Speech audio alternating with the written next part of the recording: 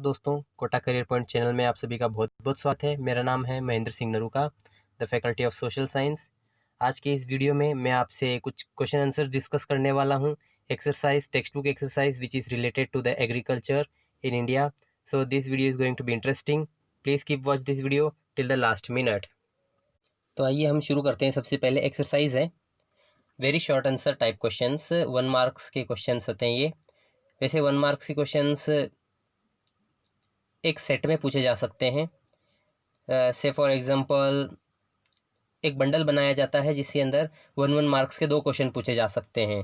तो आप शुरुआत के 2 क्वेश्चन ले सकते हैं, जैसे कि mention the categories of Indian agriculture on the basis of seasons, और उसके साथ ही एक right the names of various plantation crops of India. तो ये 2 मार्क्स के लिए हो सकता है। ये चैप्टर स्कीम जो है ये 2 marks short answer type 1 questions और उसके बाद में 1 मार्क मैप क्वेश्चन से रिलेट करता है बोर्ड एग्जाम के व्यू पॉइंट से। तो ब्लूप्रिंट को ध्यान में रखते हुए हम इसकी तैयारी करेंगे। तो 1 मार्क्स के क्वेश्चन में सबसे पहले टॉपिक आ जाता है mention the categories of Indian agriculture on the basis of seasons, यानी कि सीजन्स के आधार पर भारतीय कृषि का विभाजन किया गया है, उनका आपको जिक्र करना है, उन्हें आपको डिफाइन करना है कौन कौन से सीजन्स है। सो 1 मार्क के लिए है तो आपको उनको नेम मेंशन करना है। You need not to explain about it. Once again I am repeating, आपको उसको सिर्फ नेम मेंशन करना है। You need not to define, you need not to describe the seasons. तो इंडियन एग्रीकल्चर को डिवाइड किया गया है सीजन्स के बेस पर, वो है 3 प्रकार। तो उसमें सबसे पहला आता है रबी क्रॉप्स या रबी सीजन, सेकेंड आता है खरीफ सीजन एंड थर्ड इज जायद सीजन। Is that clear? फिर हम नेक्स्ट क्वेश्चन की तरफ बढ़ते हैं। Various plantation crops in India, Bharat के अंदर विभिन्न बागानी फसलों के बारे में, प्लांटेशन क्रॉप्स के बारे में। तो ये कई है, तो कुछ नेम्स आपको लिखने हैं। नॉर्मली इसमें 2 नेम्स लिखे जाने होते हैं। आप कम से कम 4-5 नेम्स ज़रूर याद करके रखें, क्योंकि क्वेश्चन एनीवे अदरवाइज में भी पूछा जा सकता है। तो इसके लिए आपको सबसे पहले tobacco, sugar cane, cotton, tea, rubber, indigo etcetera, ये प्लांटेशन क्रॉप्स है जो इंडिया में ग्रो होती हैं। फिर इसके बाद में नेक्स्ट क्वेश्चन आता है what is the meaning of cash crops. Cash crops क्या होता है? कैश क्रॉप्स को हम कमर्शियल क्रॉप्स भी कह सकते हैं। ठीक है, आप ऐसे लिखिए कि cash crops are also called as, also known as commercial crops.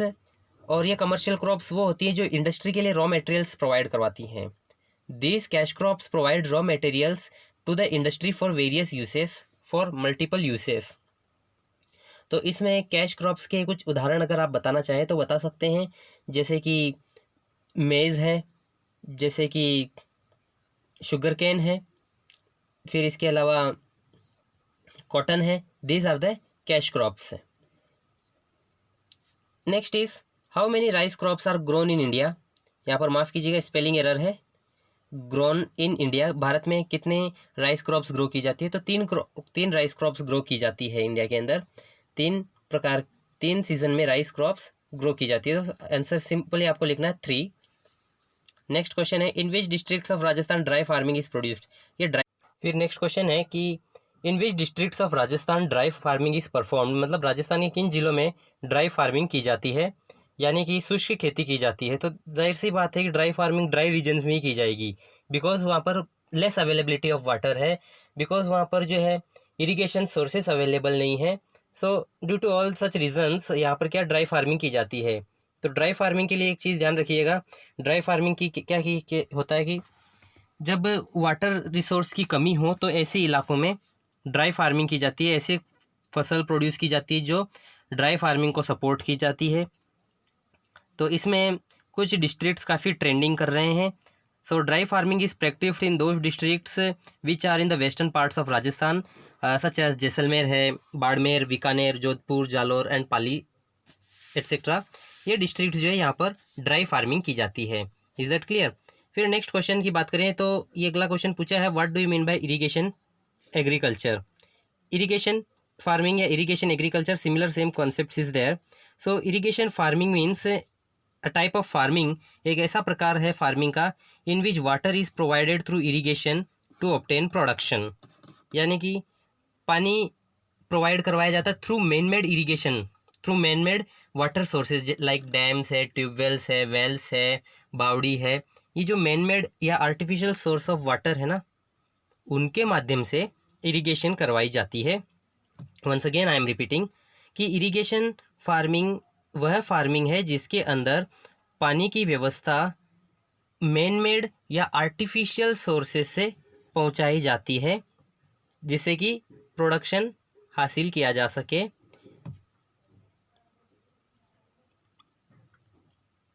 फिर इसके बाद में नेक्स्ट आ जाते हैं हम, what are the major cotton producing states of India. Bharat के मुख्य cotton producing states of India कौन कौन से हैं।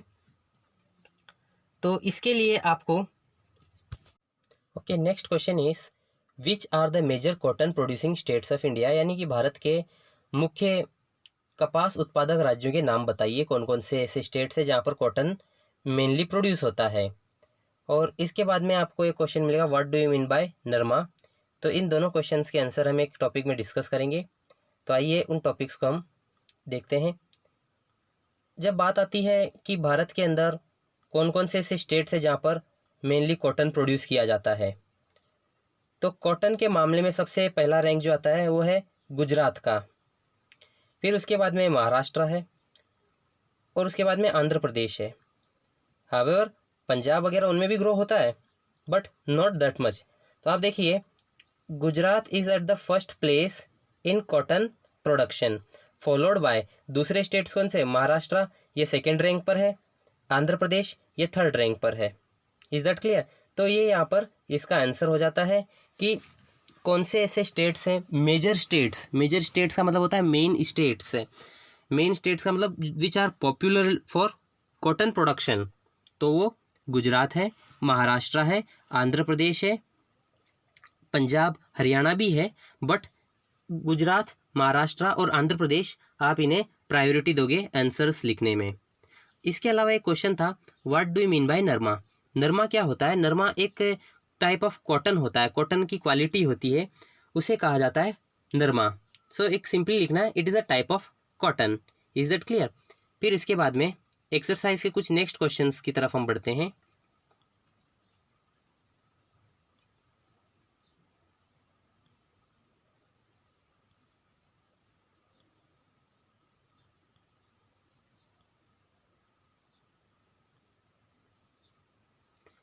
शॉर्ट आंसर टाइप क्वेश्चंस, इनमें नॉर्मली आपको 4 पॉइंट्स लिखने होते हैं, कंटेनिंग वन लाइन्स ईच।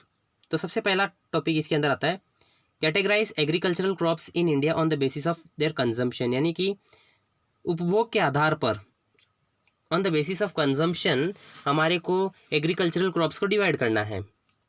उपभोग के बेस पर हमारे को उनको सर्टिफाई करना है, माफ़ कीजिए सर्टिफाई नहीं, क्लासीफाई करना है, तो बताना है।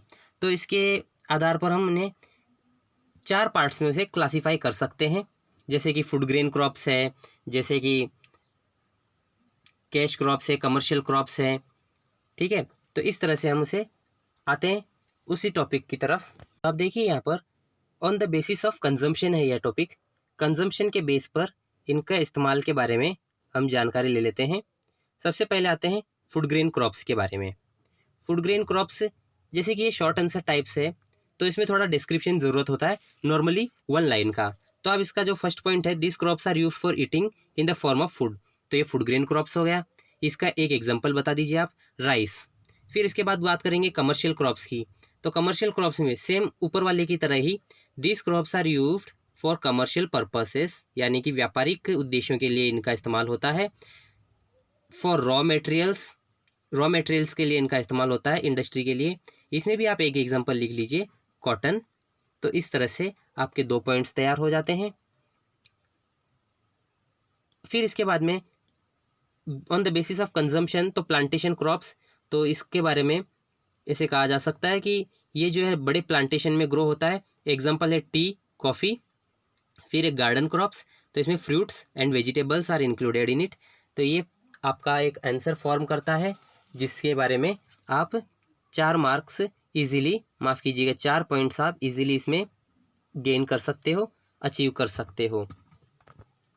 फिर इसके बाद नेक्स्ट हम बात करेंगे, mention the conditions required for the growth of मेज, यानी कि मक्का ग्रो करने के लिए कौन सी सूटेबल कंडीशंस की आवश्यकताएं हैं वो हम इसमें देखेंगे कि मक्का किस तरह से ग्रो होता है, क्या उसके लिए कंडीशंस है, रिक्वायरमेंट है। तो आइए मेज़ के बारे में हम बात करते हैं। मेज़ जो है ये खरीफ क्रॉप है। राइस के बाद सबसे ज़्यादा इसी का ही इसी को सबसे ज़्यादा ग्रो किया जाता है। ये एक फूड ग्रेन भी है as well as commercial crop भी है, यानी कि इससे हमें एक फूड ग्रेन के तौर पर भी अचीव कर सकते हैं और एक इसे कमर्शियल यानी व्यापारिक फसल के तौर पर भी इसे अचीव कर सकते हैं। राइस के बाद it is the second largest kharif crop. Is that clear? कितनी इसे गर्मी चाहिए होती है, तापमान रिक्वायर्ड कितना है, तो ये है 12 डिग्री से 35 डिग्री सेंटीग्रेड के बीच में। बारिश की रिक्वायरमेंट 50 से 100 सेंटीमीटर के बीच में। सॉइल टाइप की रिक्वायरमेंट क्या है, इसका सॉइल टाइप कैसा होना चाहिए? इसका सॉइल टाइप होना चाहिए जिसके अंदर नाइट्रोजन की मात्रा हो, साथ ही वाटर रिक्वायरमेंट इसके लिए काफ़ी है, मतलब एक ऐसी सॉइल जो कि वाटर को अलाउ करती है अब्जॉर्ब होने के लिए। तो ये सॉइल इसकी रिक्वायरमेंट है। ये जो पार्ट्स आप देख रहे हो यहाँ पर, इनके लिखने की आपको कोई ज़रूरत नहीं है। ये कहाँ कहाँ पर ग्रो होता है, इंडिया का क्या रैंक है, क्योंकि यहाँ पर यही पूछा है what are the conditions required for the maize. Maize का अगर कंप्लीट शॉर्ट नोट बोला होता तो आप इसके ये पॉइंट्स भी लिख सकते थे, बट हियर आप यहाँ पर देखिए सिर्फ आपको इतने से पर ही काम करना है। इतना ही आपको ध्यान रखना है कि टेम्परेचर क्या है, रेनफॉल क्या है और सॉइल टाइप कैसी है। अगर ये आप अच्छे से दिखा सकते हो, ये तीन या चार पॉइंट्स अच्छे से लिख सकते हो, then your answer is complete. Is that clear? फिर इसके बाद में है शॉर्ट आंसर टाइप क्वेश्चन में थर्ड वन बताए रखा है कि describe the contribution of mustard in oil seeds crops, यानी कि तिलहन फसलों के अंदर सरसों का क्या योगदान है, मतलब कितना परसेंटेज है, कहाँ कहाँ पर ग्रो होता है वगैरह, ये आपको डिस्क्राइब करना होगा। तो मस्टर्ड जो है नॉर्थ इंडिया में जैसे कि दिल्ली है, राजस्थान है, उत्तर प्रदेश, बिहार, पंजाब वगैरह, यहाँ पर काफ़ी अच्छे से इसका कंजम्पशन होता है। तो इसके बारे में आइए चलते हैं, हम बात करते हैं contribution of mustard in oil seeds crops. Oil seeds crops में मस्टर्ड के बारे में जानकारी जुटाते हैं।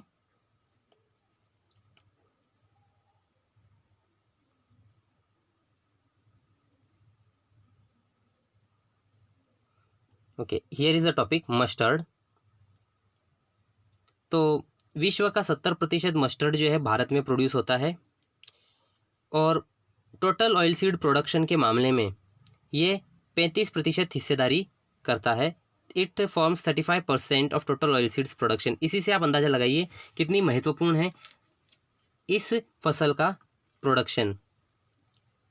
85% भारत का जो मस्टर्ड है वो नॉर्थर्न इंडिया में प्रोड्यूस होता है, इसीलिए नॉर्दर्न इंडिया में इसका कंजम्पशन भी होता है। राजस्थान इसमें हाईएस्ट है 41% के साथ। ये ध्यान रखिए, ये कंट्रीब्यूशन है, ये स्टार्टिंग के 3 पॉइंट्स कंट्रीब्यूशन है ऑयल सीड्स के अंदर। Is that clear? 85% जो मस्टर्ड है ओवरऑल इंडिया का वो नॉर्थ इंडिया में प्रोड्यूस होता है। Rajasthan ranks first, total of 41% mustard is grown here. Second highest है Uttar Pradesh, followed by Madhya Pradesh, Gujarat, Punjab and Haryana. इसके बाद में राजस्थान के कुछ डिस्ट्रिक्ट से जहाँ पर इसको ग्रो किया जाता है वो है श्रीगंगानगर, हनुमानगढ़, अलवर, भरतपुर, सवाई माधोपुर, भीलवाड़ा, जयपुर और बीकानेर। यहाँ पर मस्टर्ड ग्रो होता है। तो ये कंट्रीब्यूशन वाला टॉपिक यहाँ पर ख़त्म होता है। Is that clear? Okay, proceeding next, यहाँ पर शॉर्ट आंसर टाइप क्वेश्चन में 4th नंबर का है throw light on shifting cultivation, यानी कि एक ऐसी कल्टीवेशन है, एक ऐसी फार्मिंग प्रैक्टिस है जिसके अंदर एग्रीकल्चरल लैंड को बार बार बदला जाता है। तो आइए इसके बारे में जानकारी हासिल करते हैं। शिफ्टिंग एग्रीकल्चर जो है एक प्राचीन कृषि व्यवस्था हुआ करती थी। It was an ancient agricultural process which is mainly done in backward regions of the world, जो मुख्यतः विश्व के पिछड़े हुए इलाकों में या आदिवासी इलाकों में की जाती थी। In this agricultural process farmland is formed by burning और cutting forest area for agricultural purpose. यानी कि इस कृषि व्यवस्था के अंदर खेती करने के लिए पेड़ या जंगलों को काटा जाता है, जलाया जाता है, और इसीलिए इसे बर्न फार्मिंग भी कहा जाता है। It is also called as what, burn farming. So इसके बाद क्या किया जाता है कि जो ऐश बचता है, यानी कि जो राख बचती है, ash which is obtained from burning of forests, it works in the form of manure. यानी कि ये खाद के रूप में काम में ली जाती है। जो राख बच जाती है वो खाद के रूप में या मैन्योर के रूप में काम में ली जाती है। After performing farming for 2 to 3 years it is left empty. यानी कि 2-3 साल तक खेती करने के बाद इसे खुला छोड़ दिया जाता है, यानी कि इसे खाली छोड़ दिया जाता है। और ये फार्मिंग जो है अलग अलग क्षेत्रों में अलग अलग नामों से जानी जाती है। भारत के नॉर्थ ईस्टर्न पार्ट्स में इसे कहते हैं झूम। फिर राजस्थान के सदर्न पार्ट्स में इसको कहा जाता है वालरा। फिर सेंट्रल अमेरिका में इसको कहा जाता है मिल्पा। और मलेशिया इंडोनेशिया में इसको कहा जाता है लदांग। मैक्सिको में भी इसे मिल्पा कहा जाता है। श्रीलंका में चीना, म्यांमार में टोंगिया, सूडान में नागासू। ये जो फार्मिंग है ये काफ़ी ख़तरनाक होती है एनवायरनमेंट के लिए। वर्तमान कॉन्टेक्स्ट से अगर देखें हम, this type of farming is proving to be very harmful in the present day environment. तो ये है throw light on shifting agriculture. वैसे ये क्वेश्चन जो है इतना ज़्यादा खास इंपॉर्टेंस नहीं रखता है। इसके बाद हम आगे बात करते हैं, describe the contribution of cotton as a cash crop. यानी कि कॉटन का एक कैश क्रॉप के तौर पर क्या इस्तेमाल है वो हमारे को उसे एक्सप्लेन करना है, उसे हमारे को समझना पड़ेगा। तो आइए चलते हैं कॉटन वाले टॉपिक पर। तो कॉटन जो है, cotton is the most important cash crops in India. हमारे को कॉटन के बारे में जो जानकारी है वो मनुस्मृति और ऋग्वेद के अंदर भी मिलती है। It has been described in Manusmriti and Rigveda. यानी कि प्राचीन समय से भारतीय लोगों को कॉटन के बारे में जानकारी थी। कॉटन जो है टोटल कल्टिवेटेड एरियाज़ के 6.7% पार्ट पर ग्रो की जाती है। यानी कि जितने भी एरिया में खेती की जाती है उसका 6.5% हिस्सा जो है, लगभग 6.5% हिस्सा वहाँ पर कॉटन ग्रो की जाती है। और ये एक खरीफ क्रॉप है जिसके लिए टेम्परेचर की ज़रूरत 20 से 35 डिग्री की ज़रूरत पड़ती है और रेनफॉल की 80 से लेकर 150 सेंटीमीटर तक की। यहाँ पर कॉटन के लिए जो है डीप ब्लैक सॉइल की रिक्वायरमेंट होती है। यानी कि एक ऐसी सॉइल जिसके अंदर फर्टिलिटी ज़्यादा हो, रंग में काली हो यानी टेक्सचर में ब्लैक हो, इस प्रकार की सॉइल की हमारे को ज़रूरत पड़ती है। इसके अलावा कॉटन से रिलेटेड कुछ दूसरी जानकारियाँ, 3 वैरायटीज़ की कॉटन ग्रो की जाती है। एक अमेरिकन कॉटन है, एक मीडियम फाइबर कॉटन है और एक कॉटन विथ माइन्यूट फार्मिंग है। तो कॉटन विथ जो हाईएस्ट फाइबर वाला कॉटन है यानी कि अमेरिकन कॉटन, ये 50% है टोटल कॉटन प्रोडक्शन का। और इसके अंदर अव्वल राज्य है पंजाब, हरियाणा और राजस्थान। मीडियम फाइबर वाले कॉटन क्वालिटी में आता है गुजरात, महाराष्ट्र, हरियाणा, आंध्र प्रदेश, कर्नाटक और तमिलनाडु। ये पूरे कॉटन का 40% हिस्सा बनाता है। और उसके बाद में low quality cotton minute fibre वाला कॉटन होता है विच फॉर्म्स 10%, और ये लगभग सभी राज्यों में ग्रो किया जाता है। Is that clear? इसके अलावा ये जो इन्फॉर्मेशन है, गुजरात फर्स्ट प्लेस पर है, Maharashtra second, Andhra Pradesh third place पर है। ये इतना खास नहीं है, आपको इतना इसमें इम्पोर्टेंस नहीं है। आप सिर्फ इन 2 स्लाइड्स के ही पॉइंट्स आप ध्यान रखिए, 3 वेराइटीज़ ऑफ कॉटन। इसके अलावा भारत के दूसरे हिस्से में जैसे कि मनुस्मृति, ऋग्वेद, कितना परसेंटेज कितना ग्रो होता है ये आ जाता है। Is that clear? फिर अगले सवाल की तरफ आते हैं, describe the conditions required for the growth of millet. यानी कि बाजरा उगाने के लिए क्या कंडीशंस रिक्वायर है, हमारे फार्मर्स को कौन कौन सी कंडीशंस चाहिए होती जिसकी वजह से वो मिलेट यानी बाजरे को ग्रो कर सकते हैं। तो इसके लिए चलते हैं मिलेट वाले पार्ट की तरफ। तो यहाँ पर सबसे पहला पॉइंट जो आप डिस्क्राइब कर सकते हो वो ये है कि ये फॉडर क्रॉप भी है और फूड क्रॉप्स भी है, यानी कि इसे जानवरों के चारे के तौर पर भी इस्तेमाल किया जा सकता है और हम इंसानों के इसे खाने के लिए भी इसका इस्तेमाल किया जा सकता है। अब रिक्वायरमेंट क्या है इसकी? रिक्वायरमेंट नंबर 1 है कि इसके लिए हॉट एंड ड्राई क्लाइमेट चाहिए होता है। इसे जून से अक्टूबर के बीच में ग्रो किया जाता है। तापमान की ज़रूरत 25 डिग्री से लेकर 35 डिग्री सेंटीग्रेड की होती है और रेनफॉल 40 से 60 सेंटीमीटर की होती है। सॉइल टाइप कौन सी चाहिए होती है? लाइट सॉइल, जिसमें वाटर ड्रेनेज की एडिक्वेट फैसिलिटी हो। टोटल प्रोडक्शन के मामले में राजस्थान 42%, महाराष्ट्र 20%, गुजरात 12.5% और Uttar Pradesh 11%। Rajasthan is at the top of this rank. तो ये हो गई मिलेट की कंडीशंस को लेकर बात। Is that clear? फिर हम आगे आ जाते हैं, mention the contribution of lentils in agricultural crops of India, यानी कि दालों का एग्रीकल्चरल क्रॉप्स में क्या योगदान है उसके बारे में हमारे को मेंशन करना है। Once again I am repeating कि हमारे जो भी एग्रीकल्चरल क्रॉप्स हैं उन एग्रीकल्चरल क्रॉप्स में दालों का क्या योगदान है, यानी कि दाल कितनी कमाई करके देते हैं, वो हम इस टॉपिक में जानेंगे। So students, major pulse crops of India वाले टॉपिक में आइए, लेंटिल्स ऑफ इंडिया वाले टॉपिक में। इसमें हमारे को जानकारी मिलेगी। Most of the population in India is vegetarian, और जैसे कि वेजिटेरियन है तो प्रोटीन के सोर्स के तौर पर हम दाल का इस्तेमाल करते हैं। और साथ ही साथ ये दाल जो है ये और एक चीज़ करते हैं, ये it retains the fertility of land, यानी कि सॉइल फर्टिलिटी बढ़ाने का काम करती है। तो दालों में सबसे पहले जो है ग्राम है, यानी कि चने की दाल। तो जितनी भी दालें उगाई जाती है भारत में, तो उसमें से 1/3 हिस्सा दालों का वो चने की तरफ से आता है, ग्राम की तरफ से आता है। ये जिन इलाकों में उगाई जाती है वो है पंजाब, हरियाणा, राजस्थान, यूपी और बंगाल में। राजस्थान के जिन जिलों में इसे ग्रो किया जाता है, श्री गंगानगर, हनुमानगढ़ और बीकानेर।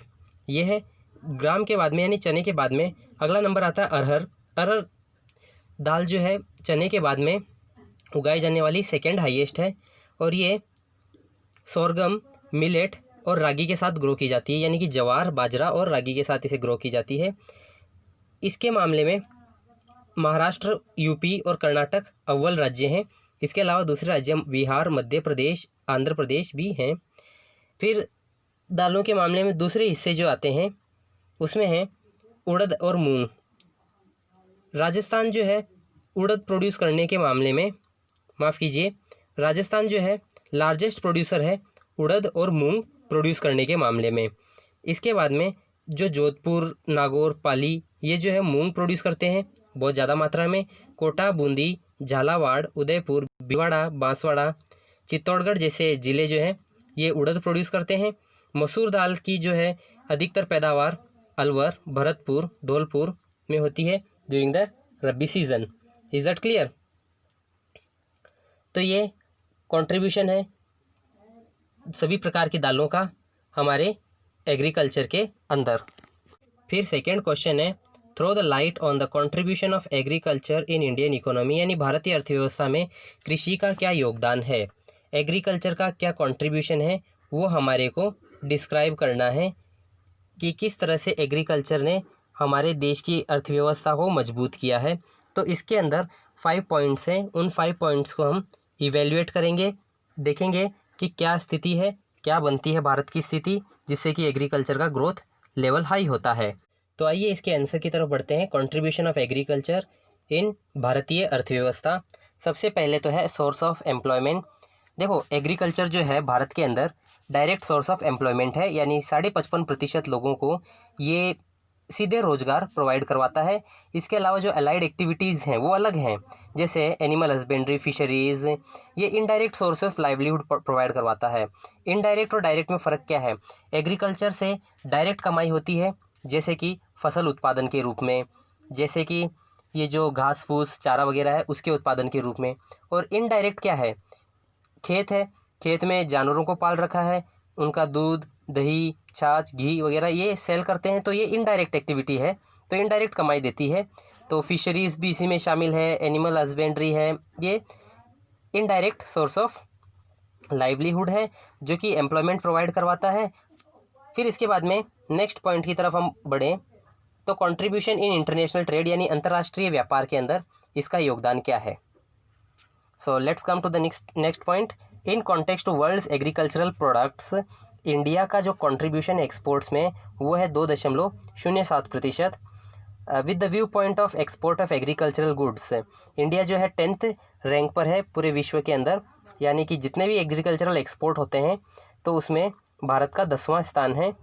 और ये भारत के लिए 4th बिगेस्ट सेक्टर है इंडियन एक्सपोर्ट का, यानी कि चौथा सबसे बड़ा क्षेत्र है जहाँ पर भारत एक्सपोर्ट करता है। एक्सपोर्ट करने वाली चीज़ें कौन सी है? T, sugar, oil seeds, tobacco, spices, ये हम एक्सपोर्ट करते हैं। इसके अलावा हमारे इंपोर्ट की बात की जाए तो 1.24% जो है हम इंपोर्ट भी करते हैं। इंपोर्ट वाले आइटम्स की बात करें तो जूट्स हैं, क्लोथ्स हैं, पोल्ट्री हैं, ये इंपोर्टिंग आइटम्स हैं। Is that clear? फिर बात करते हैं कंट्रीब्यूशन इन जीडीपी। अब जीडीपी के देखो आपको काफ़ी ज़्यादा स्टैटिस्टिक्स और डेटा मिलेंगे जो कन्फ्यूजिंग होते हैं। आप सीधी सी बात ध्यान रखिए, 1951 में ना 55.11% की कमाई करके देता था एग्रीकल्चर। 1990 में 44.26% की कमाई करके देता था। फिर इसके बाद में 2007 में ये 17.8% की कमाई करके देता था, और 2015 में ये 15.35% की कमाई करके देता था। इससे एक कंक्लूजन आप निकाल सकते हो कि ये जो है एक डाउनवर्ड ट्रेंड का इशारा कर रहा है।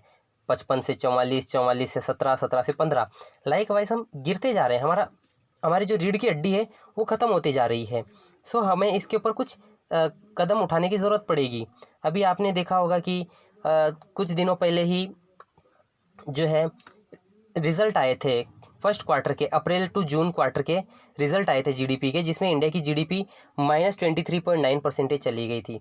इसमें एग्रीकल्चर ने हमारे को फिर भी बचा लिया, हमारी लाज रख ली, अदरवाइज़ ये -40 तक चला जाता या -35 तक चला जाता था। एग्रीकल्चर की अगली कंट्रीब्यूशन की तरफ बढ़ें तो provision of raw materials for industry के लिए रॉ मटेरियल्स देना, जैसे कि कपड़े का उद्योग है तो उसके लिए कॉटन, जूट वगैरह वो सब एग्रीकल्चर प्रोवाइड करवाता है। फिर इसके बाद में चीनी उद्योग है तो शुगर इंडस्ट्री के लिए भी ये क्या गन्ना प्रोवाइड करवाता है। फिर इसके बाद में वेजिटेबल ऑयल इंडस्ट्री के लिए ये वेजिटेबल्स प्रोवाइड करवाता है। रबर इंडस्ट्री के लिए रबर, स्पाइसेस इंडस्ट्री के लिए मसाले वगैरह प्रोड्यूस करता है और उन्हें सामान प्रोवाइड करवाता है। Is that clear? Next is market for industrial products, यानी कि अंतर्राष्ट्रीय उत्पादों के लिए भी मार्केट तैयार करके रखता है। 60% जो है भारतीय जनसंख्या गाँव में रहती है। वापस से ध्यान दीजिएगा, इसका क्या लिंक है आगे जाकर। 60% जनसंख्या भारत में वास करती है और वो क्या करती है, वो इंडस्ट्री से बने हुए सामान जैसे कि ट्रैक्टर है, जैसे कि कल्टीवेशन इक्विपमेंट्स है, फर्टिलाइज़र्स है, पेस्टिसाइड्स है, पंप्स है, मोटर्स हैं, वो इंडस्ट्री से ख़रीदती है। यानी कि हम अर्बन में रहने वाले लोग तो ये सब चीज़ें खरीदेंगे नहीं, हमारे को क्या यूज़ है इन सब चीज़ों का, हमारे को पेस्टिसाइड से कोई लेना देना नहीं, फर्टिलाइज़र से लेना देना नहीं, हमारे को किसी भी प्रकार के जो कल्टीवेशन इक्विपमेंट्स सच एस पावड़ा, इनसे कोई हमारे को लेना देना नहीं है। हमारे को हमारे जो फास्ट मूविंग कंज्यूमर गुड्स हैं, तेल, शैम्पू, फिर डिओड्रेंट्स, ये सब चीज़ें हमारे लिए इम्पोर्टेंट है। लेकिन ये ट्रैक्टर्स कौन परचेज़ करेगा? एग्रीकल्चर। इक्विपमेंट्स, क्या बोलते हैं, कल्टीवेशन इक्विपमेंट्स कौन प्रोड्यूस करेगा? एग्रीकल्चर। तो ये मार्केट भी बनता है इंडस्ट्रियल प्रोडक्ट्स के लिए। फाइनल बात मैं और एक कहना चाहता हूँ कि यदि हम इंडियन एग्रीकल्चर को इवेल्युएट करेंगे तो हम पाएंगे कि एग्रीकल्चर जो है भारतीय अर्थव्यवस्था की जहाँ रीढ़ की हड्डी है, वहीं दूसरी तरफ जो है ये एम्प्लॉयमेंट भी जनरेट करके देता है। लेकिन इसकी हालत बहुत बुरी हो रही है रिसेंटली कुछ दशकों में, तो इसके लिए भी सरकारी नीतियाँ जिम्मेदार हैं। तो ये आंसर भी यहाँ पर ख़त्म होता है। So this is the end of this video. Thank you for watching this video. Have a nice day.